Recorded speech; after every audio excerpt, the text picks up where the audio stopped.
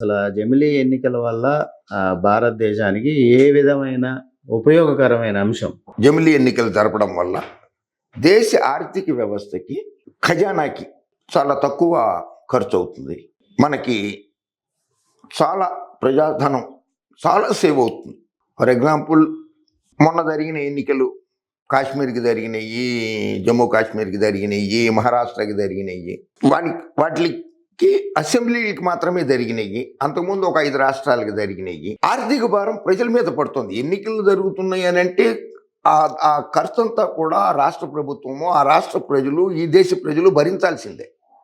So ఒకటేసారి జమిలీ ఎన్నికలు ప్రవేశపెట్టడం వలన దేశ ప్రజల మీద ఒకటేసారి భారం పడుతుంది. 3 సార్లు, 4 సార్లు భారం పడదు. అసెంబ్లీ ఎన్నికలకు ఒకసారి ఖర్చులు, పార్లమెంట్కి ఒకసారి ఖర్చులు అనేటువంటిది ఉండదు కదా. సో ఆర్థిక భారం ప్రజల మీద తగ్గుతుంది.